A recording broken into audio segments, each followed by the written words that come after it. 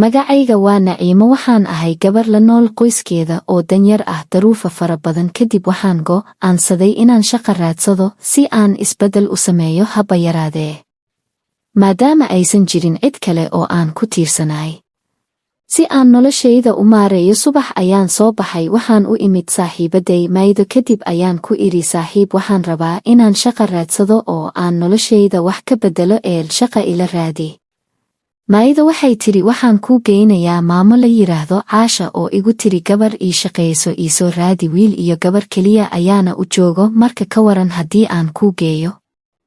Inkastoo jaariyadnimada cabsi fara badan iiga jirtay, ugu dambayn waan aqbalay. Halkii ay wax iga soo gelayaan, waxaana ku idhi waayahay ii geey. Waxayna ii waday maama Caasha gurigeeda sheeko iyo isbarasho. Kadib waxaan ku heshiinay inaan guriga ka shaqo bilaabo oo aan ku noolaado. Kadib ayay igu tiri, mama Caasha, gurigan waa 4 qol, waxaana ku nool anagoo 3 ah, marka qolkan bannaan adiga deg. Waxaan ku idhi waayahay, qolkaygii ayayna i geysay. Waxaan bilaabay qaabkii aan ku fahmi lahaa gurigan cusub howshiisa. Isla markii waxay maama Caasha igu tiri, eedo qado inoo saar, labadeedii carruur waxay ka imaanayaan jaamacadda, marka qado u diyaari. Kadib ayaan ku idhi waayahay eedo. Jikadii ayaan galay, waxaana la diyaariyey qadadii. Albaabka ayaa la soo garaacay, markaas ayay maama Caasha igu tiri, Naciimo, orod albaabka soo fur. Waxaana u dhaqaaqay xagga ilaabka. Markii aan furay ayay soo galeen wiil iyo gabar. Waan fahmay inay maama Caasha dhashay. way i salaameen, balse ima fahansana qofka aan ahay. Kadib ayay si toosa u aadeen qolalkooda. Waxaa ii yeertay maama Caasha, carruurteedana u yeertay. Kadib ayay tiri, Naciimo, kuwaan waa carruurtayda, waxaana la kala yiraahdaa Anas iyo Idil. Markaas baan ku idhi, wayahay eedo, qado ayaan soo diyaarinayaa. Waxaana soo aaday xagga jikada. Qadadii ayaan u soo diyaariyey, miiska ayaana u soo saaray, waana iska laabtay. Kadib ayay tiri, maama Caasha, kaalay adna nala qadeey. Waxaana ku idhi, maya eedo, dhib ma leh, qadeeya adinku. Anas ayaa ku yidhi, Idil, orodoo gabadha la qadeey, adigu aniga iyo hooyana aan wada qadeyno. Markaas ayay Idil soo istaagtay. Waxaan galnay jikada, qado ayaan soo guray si aan u wada qadeyno. Kadib ayay Idil i weydiisay, aaway reerkaagii? Intan ma kugu ogyahiin? Kadib ayaan idhi, haa. Waxay haddana igu tiri, maxaa kugu kalifay adoo saan u qurux badan inaad cid u shaqayso? kolay rafaad kaama muuqdo. Markaas ayaan ku idhi, qurux iyo qurux la aan kuma xirna daruufta, waad ogtahay adigaba haddii aan wax haysto in aanan cid u shaqeeyeen. Balse hadda anaa ku qanacsan inaan kuu shaqeeyo, adna aad wax barato. Kadib ayay tiri, Idil, waa caadi haddii aad ku qanacsan tahay. Shaqa ayaaba i dhibtay, wax barasho iyo guri la iskuma hayn karo. hadda keliya wax barashadayda ayaan ka fikirayaa. Waxaan ku idhi, waa sidaas abaayo, waana ka soo tegay si aan u nasto saacadaha xilliga casho karinta ka harsan. Markii aan sariirtayda imid ayuu igu soo dhacay hadalkii Idil oo ahaa, maxaa kugu kalifay shaqaalenimo? Balse waan isdabaaliyey. Haddana waxaan ku fikiray, isla maalinkaad timid ayay hadal ku damqadgeliyey kugu bilowday, gabadhaan tolow armey kuu rooneed noloshii daruufta ahayd. Haddana waxaan niyadda gashtay inaan waxaas iska dhaga tiro oo aan lacag aruursado si aan berri ka maalin ganacsi ugu furto.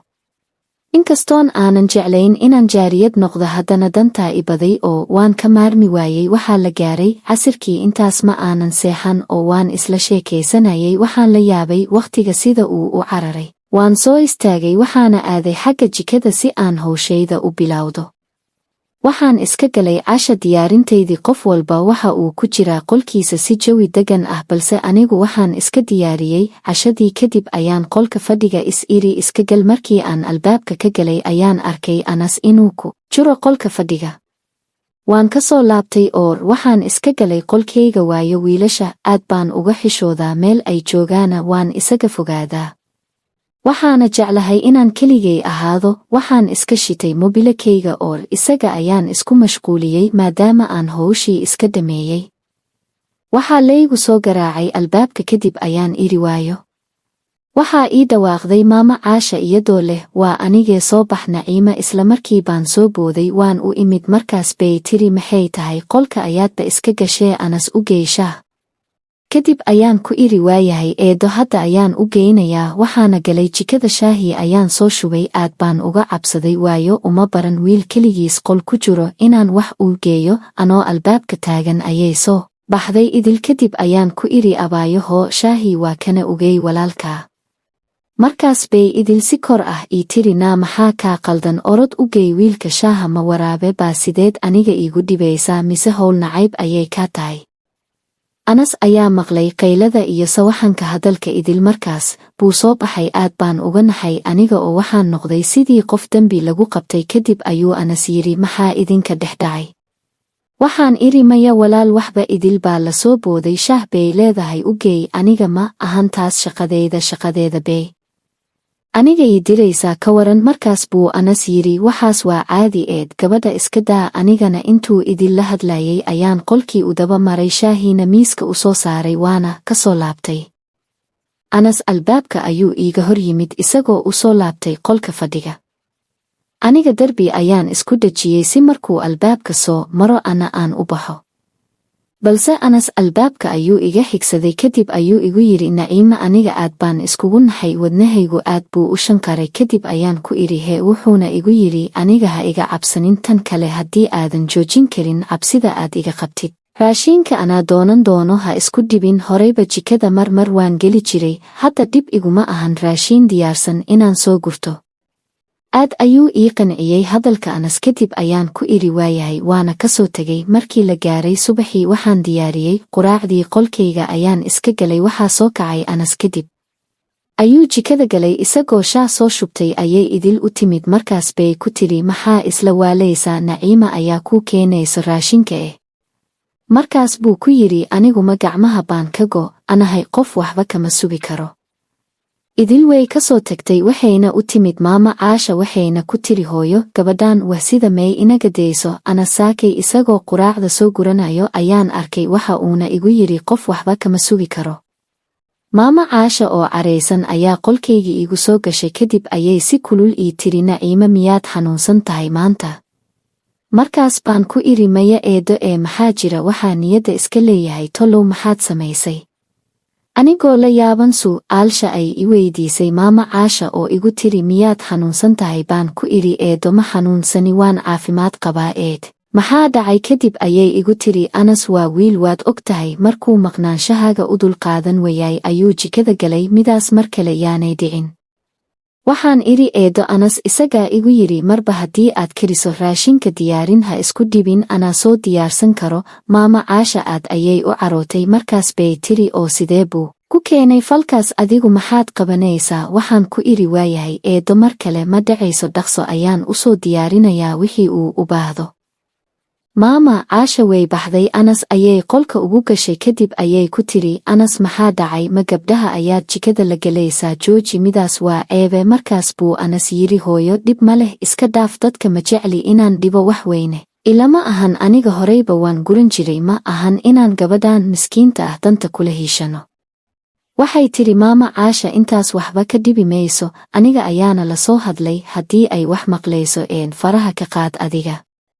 Aniga waxaa igu abuurmay walaac haddana waxaan go'aansaday inaan Anas wax waliba u geeyo si aan reerka dhammaan u raaligeliyo duhurkii ayay idil iyo Anas yimaadeen maama Caashana waxay aaday islaan ay saaxiibo ahaayeen aniga dardaarankii maama Caasha ayaan ku taaganahay isla markii qado ayaan ku soo diyaariyey fadhiga sharaabna waan ugeeyey kadib ayay idil i weydiisay aawday hooyo markaas baan ku iri way maqan tahay isla markii Anas baa la soo booday soo fariiso adigana oo nala qadeey maadaama ay hooyo maqan tahayna saddexay.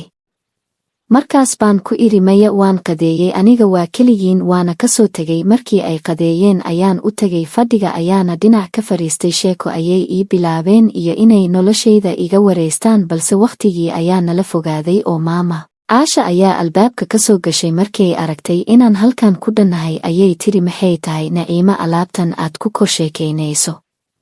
Aniga aad baan iskugu naxay alaabtii ayaan si degdeg ah u qaaday.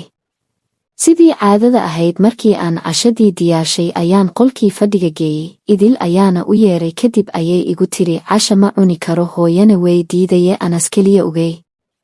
Anas ayaan u imaaday kadib ayaan ku iri caawa keligaa cashay markaas ayuu yiri laakiin sabab waxaan ku iri maamada iyo idilba way diideen cashay kadib ayuu yiri keligay inaan casheeyo uma baran ila casheey adiga. markaas ayaan ku idhi maya, aniga kulama cashayn karo, waana qalad. midaas kadib ayuu yidhi haddii aadan ila cashayn karin xitaa ila joog, waa cidlo kadib ayaan ku idhi waayahay. waan fadhiistay. markii uu wax yar cunay ayuu iska dhigay. markaas baan ku idhi waxba maadan cunin, maxaa dhacay? wuxuu yidhi waa bas intaas baa iga badan. waxaan soo qaaday alaabtii. markaas buu Anas yidhi Naciima fiiri, markii aad alaabta geyso ii soo laabo. waxaan idhi waayahay, waana u soo laabtay. kadib ayuu igu yidhi Naciima, waxaan rabaa inaan kuu sheego, iska saar cabsida, gurigan ka soo qaad inuu gurigaagii oo kale yahay, balse aaway waalidkaagii, miyay nool yihiin? kadib ayaan ku idhi haa, way nool yihiin, balse waxba iima awoodaan maanta. midaas ayaa igu qasabtay inaan cid u shaqeeyo. kadib ayuu yidhi dhib ma leh, hadda inta dhib miyaad ku qabtaa oo aad qarsanaysaa, mise waad isfahanteen reerka dhankiisa kale? markaas baan ku idhi wax dhib ah kuma qabo, haddii uu jirana waan u dul qaadanayaa intaan awoodo. kadib ayuu igu yidhi Anas, inshaallah abaayo, dhib arki maysid, gurigan gurigaaga camal waaye, waxba ha iga qarsan. xitaa hooyo laga yaabee inay hadallo qaldan kugu tiraa, marka meel ha ka soo qaadin ereyadaas. hadalka Anas waxaan ku ilaaway dabkii ku shidhnaa qalbigayga. kadib ayaan ku idhi mahadsanid walaal, waxaan maqlay shanqar ruux xaggeena u soo socda. markaas maama Caasha ayaa albaabka inoo soo istaagtay, anagoo saqbarkii fadhino. markaas bay tiri oo maxaa saacaddaan idin soo jeediyey? kadib ayuu Anas yidhi hooyo, telefishin ayaan daawanaynay, wax kale ma jiraan. anigu aad baan u naxay, waayo maama Caasha qalad ayay naga fahmi kartaa. waxaan ku shalayay maxaad ugu timid Anas? kadib ayay tiri maama Caasha, waa qalad in xilligan gabar iyo wiil aan isqabin qol ku keliyoobaane, maxaa jira Naciima? markaas baan anigoo aad u naxsan ku idhi eedo, waan ogahay, mar kale ma dhacayso, telefishinna ma daawanayo. maama Caasha markaan ku idhi telefishin dambe fiirsan maayo, waxay tiri waad fiirsanaysaa, balse Anas waxaan u soo gadayaa mid gooni ah, qolkiisa ayaana u geynayaa, dhib ma jirayo, kana adiga iyo idil daawada. markaas baan ku idhi waayahay eedo, midaas way fiicanaan lahayd. kadib ayuu Anas yidhi hooyo, waxba mid kale ha soo gadin, kanaa naga badan. waxay tiri maama Caasha, Anas hadalkaaga caddayso, maxaa ku daba dhigay? gabadhan shalay timid, mar aad tiraahdo wax baan la daawanayaa, iyo mar aad tiraahdo yaan la dhibin, gabadhan faraha ka qaad, weyna naga tagtay.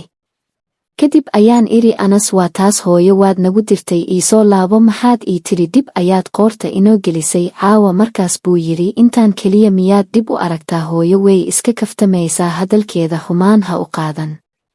kadib ayaan idhi waa xilli dambe, waan seexanayaa bay qolkaygii ayaan galay, waan iska seexday anoo ka naxsan waxa caawa dhacay. subaxii markii aan ka soo kacay waxaan dareemay xanuun fara badan. waxaan raadiyey kaniini xanuun baadhbiid iyo balse waan waayey. madaxa ayaa sayd ii xanuunay. anigoo aanan jika gelin quraacna suubin ayaan jiifkii ku laabtay. dadka dhan way jiifaan, waa subax khamiis ah, balse aniga xanuunkayga ma jirto cid og. sidaan u jiifay ayay soo kacday idil. kadib ayay ii timid, waxayna igu tiri maxaa dhacay saakay, maba kicin miyaa? markaas baan idhi maya, xanuun ayaan dareemayaa, waana awoodi waayey inaan jikada aado.